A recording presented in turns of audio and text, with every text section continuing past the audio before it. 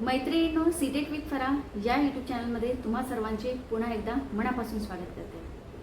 तर मैत्रिणींनो, आपण घर संसार पाहून जॉब करून सुद्धा आता एकच जिद्द या ठिकाणी ठरवलेली आहे की टीईटी परीक्षा आणि सीटीईटी परीक्षा ही परीक्षा आपण एकाच प्रयत्नात पास होणार आहोत, ज्या पद्धतीने मी पास केलेलं होतं। तर बघा, आजचा हा जो व्हिडिओ आहे तो इतका इम्पॉर्टंट ठरणार आहे, खूप इम्पॉर्टंट आहे। कारण या व्हिडिओमध्ये मी एक ट्रिक अशी सांगणार आहे की जी ट्रिक तुमच्यासाठी अतिशय महत्त्वाची आहे। आता किती जणांना ही ट्रिक आवडेल किंवा नाही आवडेल हे मला माहीत नाही आहे, पण माझा छोटासा एक्सपिरियन्स मी तुमच्यासमोर आज शेअर करण्यासाठी हा व्हिडिओ या उद्देशाने मी घेऊन आलेली आहे।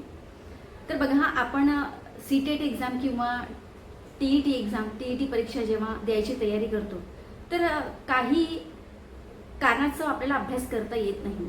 काही अशा गोष्टी घडून जातात की एकच महिना राहिलेला असतो आणि आपण विचार करतो की आज आपण अभ्यासाला बसू, उद्या आपण अभ्यासाला बसू, आणि आपल्याकडून अभ्यास होतच नाही।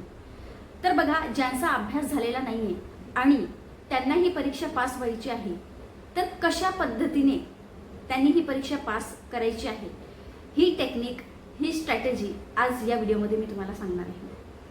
तर बघा, ऑन कॅमेरा मला जास्त काही सांगता येत नाही, कारण माझा हा नवीन चॅनल आहे, तर काही गोष्टी माझ्या राहून जातात। म्हणजे मला खूप काही तुमच्याबरोबर शेअर करायचं आहे, माझा स्वतःचा एक्सपिरियन्स खूप काही मला शेअर करायचं आहे, पण कधी कधी ना म्हणजे कॅमेरासमोर आल्यानंतर ना काही गोष्टी राहून जातात। पण जसा जसा मला कॉन्फिडन्स येईल, जसं जसं मला एक्सपिरियन्स येईल, त्या पद्धतीने मी व्हिडिओ बनवण्याचा प्रयत्न करणार आहे आणि तुमच्यापर्यंत माझ्या गोष्टी किंवा पास होण्याची स्ट्रॅटेजी मी तुमच्यापर्यंत घेऊन येण्याचा प्रयत्न करणार आहे। तर मी असं तर सांगू शकत नाही की माझे सगळेच व्हिडिओ खूप महत्त्वाचे आहेत, पण येस, जेवढे पण मी व्हिडिओ आतापर्यंत बनवलेले आहेत, माझं नवीन चॅनल आहे त्या पद्धतीने मी खूप कमी व्हिडिओज आतापर्यंत बनवलेले आहेत, पण जेवढे पण बनवलेले आहेत तेवढे सगळ्या व्हिडिओमधून तुम्ही काही ना काही शिकणार, एवढी तर मी गॅरंटी घेते। तर आपण जास्त वेळ न घालवता आपण लगेच त्या टॉपिकवरती येऊया की आपल्याला पास कसं व्हायचं आहे अभ्यास न करता। म्हणजे आपला अभ्यास झालेला नाही आहे, काही कारण असतो, खूप काही कारणं असतात। आपला जॉब असतो, आपला घरसंसार असतो, त्याच्यामुळे आपल्याला वेळ भेटत नाही, आपण कामामध्ये व्यस्त असतो, इतरत्र कामं असतात, किंवा ऐन परीक्षेच्या वेळेस काही ना काही येऊन जातं, कोणाचं फॅमिलीमध्ये लग्न आहे, कोणाचं काय आहे, मग अशा वेळेस काय होतं की आपण अभ्यास आपला प्रॉपर करू शकत नाही। तर मी काय म्हणते, ठीक आहे, असू द्या, पण आतापर्यंत म्हणजे आपण शिक्षक आहोत, मग आतापर्यंत आपण जो अभ्यास केलेला आहे, आपण आतापर्यंत जे मुलांना शिकवलेलं आहे, जो एक्सपिरियन्स तुम्ही घेतलेला आहे, तेवढ्या एक्सपिरियन्सने सुद्धा, तेवढ्या अभ्यासाने सुद्धा तुम्ही ही परीक्षा एका प्रयत्नात सुद्धा पास करू शकता। बघा, जसं मी तुम्हाला माझा जो फर्स्ट व्हिडिओ होता त्याच्यामध्ये मी सांगितलेलं होतं की मी खूप जास्त अभ्यास केलेला नाही आहे।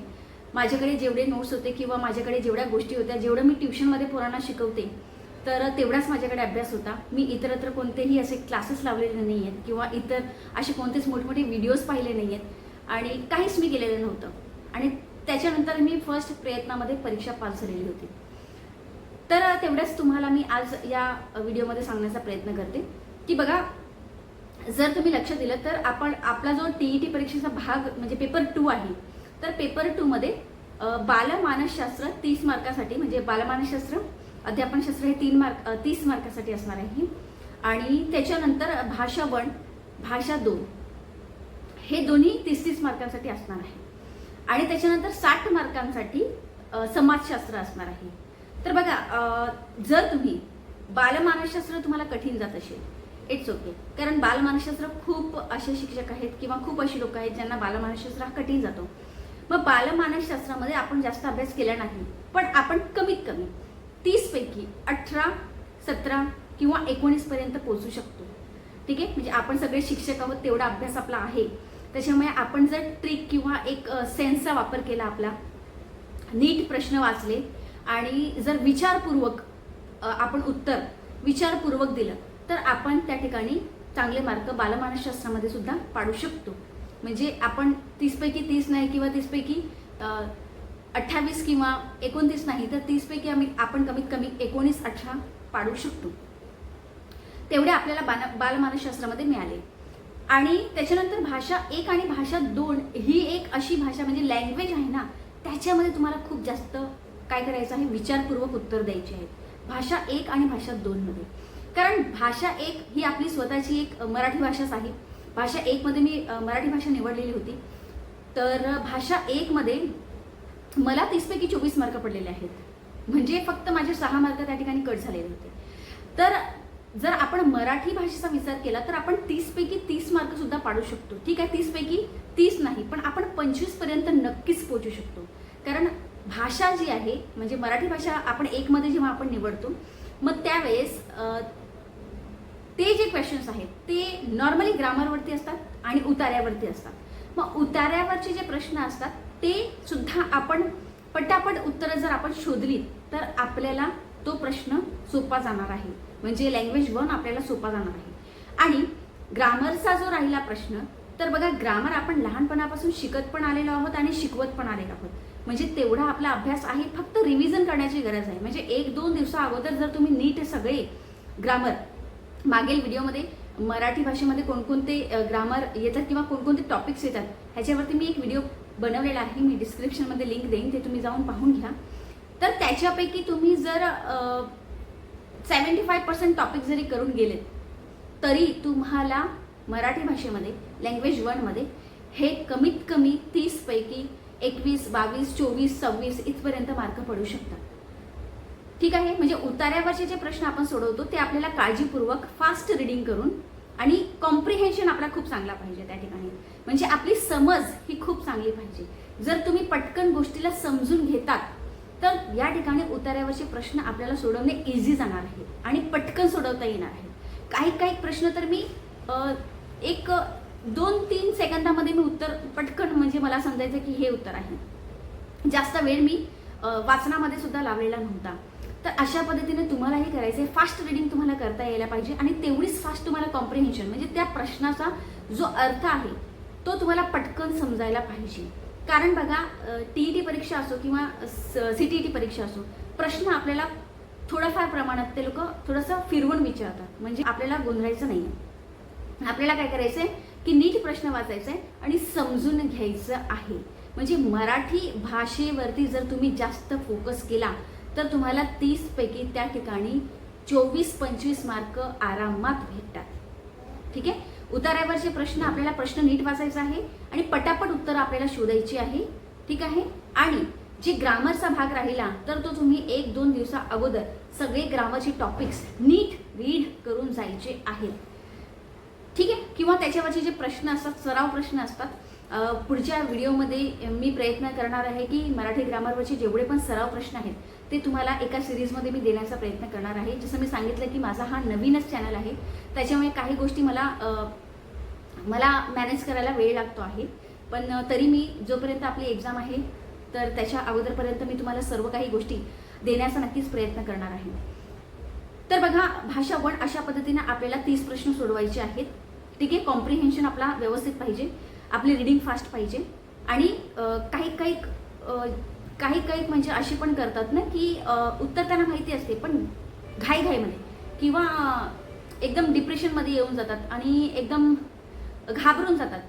ठीक आहे, आणि अशा वेळेस काय करतात की आपल्याला 2 वरती रंगवायचं असते, ऑप्शन 2, आणि आपण 4 वरती रंगवून येतो. तर ते थोडंसं आपल्याला त्या ठिकाणी आपल्याला काळजी घ्यायची आहे आणि थोडंसं लक्षपूर्वक, आपण एवढी मोठी एक्झाम देत आहोत तर आपल्याला त्या ठिकाणी घाई करणे हे योग्य नाही आहे. व्यवस्थित आपल्याला काय करायचं आहे, टाईम मॅनेज करून, प्रॉपर टाईम मॅनेज करून आपल्याला त्या ठिकाणी उत्तरं द्यायची आहेत. जर असं तुम्ही व्यवस्थित डोकं आपलं शांत ठेवलं, व्यवस्थित टाईम मॅनेज केला तर तुम्ही नक्कीच ही परीक्षा पास होऊ शकता एका प्रयत्नात. ठीक आहे, त्याच्यानंतर भाषा 2 म्हणजे लँग्वेज 2. आता लँग्वेज 2 मध्ये जर तुम्ही इंग्रजी भाषा निवडली असाल तर त्याच्यामध्ये सुद्धा तुम्हाला काय करायचं आहे की ग्रामरवरती जास्त फोकस करायचा आहे. कारण ग्रामरचे प्रश्न हे जास्त येतात. मग ग्रामरवरती आपल्याला लहानपणापासून जे ग्रामर आपल्याला शिकवलेलं आहे, म्हणजे तुम्हाला मी अगोदरच सांगितलेलं, माझ्या पहिल्या व्हिडिओमध्ये मी सांगितलेलं आहे की जर तुम्हाला भाषा 1 आणि भाषा 2 ह्या गोष्टींमध्ये जास्तीत जास्त मार्क कव्हर करायचे असतील तर तुम्हाला जे 5वी पासून जी आपली जी पुस्तकं आहेत, 5वी, 6वी, 7वी, 8वी, 9वी, 10वी, ही पुस्तकं तुम्हाला रेफर करायला पाहिजे. पुस्तकं जेव्हा तुम्ही रीडिंग करायला सुरुवात कराल, तुमचा जो अभ्यास आहे तो आपोआप त्या ठिकाणी होऊन जाणार आहे. म्हणजे आपल्याला जास्तीत जास्त पुस्तकं वाचायची आहेत 5वी ते 10वीची. त्याच्यानंतर भाषा 1, त्याच पद्धतीने आपल्याला भाषा 2 पण करायची आहे. कॉम्प्रिहेन्शन म्हणजे आपली समज खूप चांगली पाहिजे, आपल्याला प्रश्न नीट समजला पाहिजे आणि उत्तर देण्यामध्ये आपल्याला घाई करायची नाहीये, नीट समजून आपल्याला उत्तरं द्यायची आहेत. ठीक आहे, थोडंसं डोकं शांत ठेवायचं आहे. ओके. आणि दुसरी गोष्ट ही आहे की प्रश्नपत्रिका सोडवण्याचा प्रयत्न करायचा आहे. कारण जेव्हा तुम्ही प्रश्नपत्रिका सोडवाल ना, तर तुम्हाला प्रॅक्टिस होऊन जाणार आणि त्या प्रॅक्टिसचा फायदा हा होणार आहे की तुम्हाला जेव्हा परीक्षा येणार तेव्हा ते एकदमच अचानकपणे असं नवीन काहीतरी वाटणार नाही आहे. ठीक आहे, म्हणजे तुम्ही जर घरीच पहिलेच प्रश्नपत्रिका सोडवलेली असाल तर त्या ठिकाणी तो जो अनुभव आहे, तो एक्सपिरियन्स आहे, तो तुम्हाला त्या परीक्षेमध्ये कामात येणार आहे. कशा पद्धतीने आपल्याला उत्तरं द्यायची आहेत, कशा पद्धतीने आपल्याला रीडिंग करायची आहे, कशा पद्धतीने आपल्याला फास्ट उत्तरं शोधायची आहेत. तर हे जे सगळे अनुभव आहेत हे तुम्हाला पहिलेच घरी घ्यायचे आहेत. थोडासा वेळ काढून 3 ते 4 दिवसा अगोदरपासून तुम्ही काय करायचं, प्रश्नपत्रिका सोडवण्याचा प्रयत्न करायचा आहे. भाषा 2 मध्ये सुद्धा तुम्हाला तेच करायचं आहे. म्हणजे जर भाषा 1 आणि भाषा 2 मध्ये जर तुम्हाला समजा 24 मार्क पडले किंवा 25 मार्क पडले तर 50 मार्क हे इथेच होऊन जातात.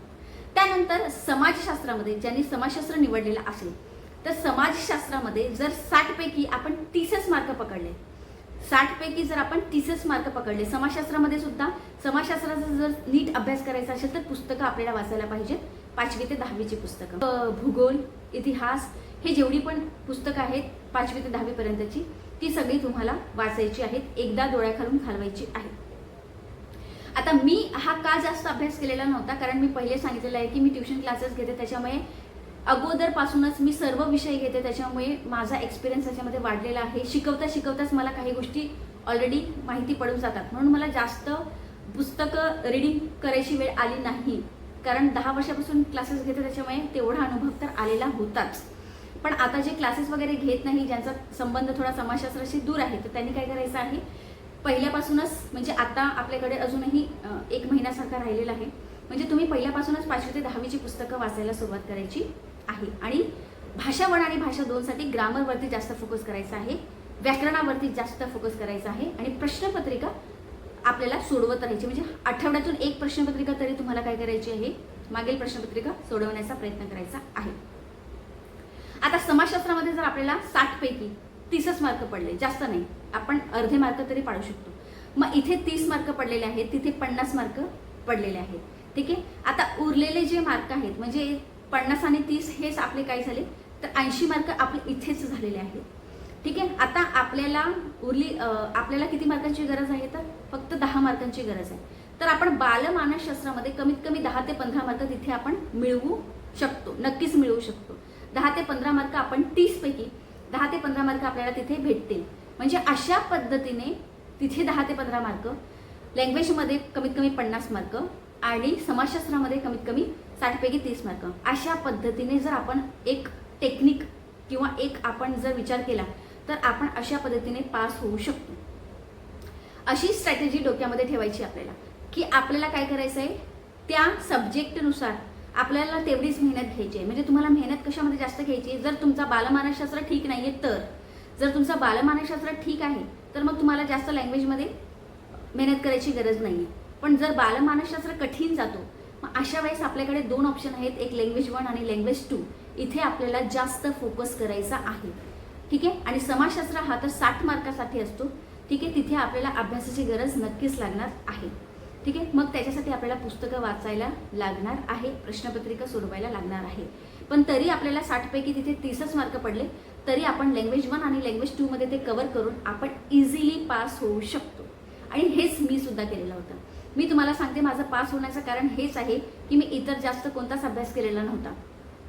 फक्त जेव्हा मी परीक्षा दिलेली होती तेव्हा भाषा 1 आणि भाषा 2 हे मी खूप व्यवस्थित सोडवलेलं आहे. आणि सगळ्यात पहिले मी भाषा 1 आणि भाषा 2 सोडवले आणि त्याच्यानंतर मग मी बालमानसशास्त्राचे प्रश्न आणि इतर समाजशास्त्राचे प्रश्न सोडवलेले होते. ठीक आहे, म्हणजे मी पहिले भाषा 1 आणि भाषा 2 सोडवून घेतले, कारण मला माहिती होतं की त्याच्यामध्ये जास्त वेळ जातो, उतार्यावरचे प्रश्न असतात. म्हणून मला माहिती होतं की भाषा 1 आणि भाषा 2 मध्ये जास्त वेळ आपला जाणार आहे. म्हणून मी काय केलं की पहिले भाषा 1 आणि भाषा 2 सोडवून घेतले, त्याच्यानंतर मी बालमानसशास्त्राचे प्रश्न घेतले आणि त्याच्यानंतर शेवटी मी समाजशास्त्राचे प्रश्न घेतले. आणि अशा पद्धतीने थोडासा डोक्याचा वापर या ठिकाणी मी केला आणि ही परीक्षा मी जी परीक्षा होती ती मी पास केली.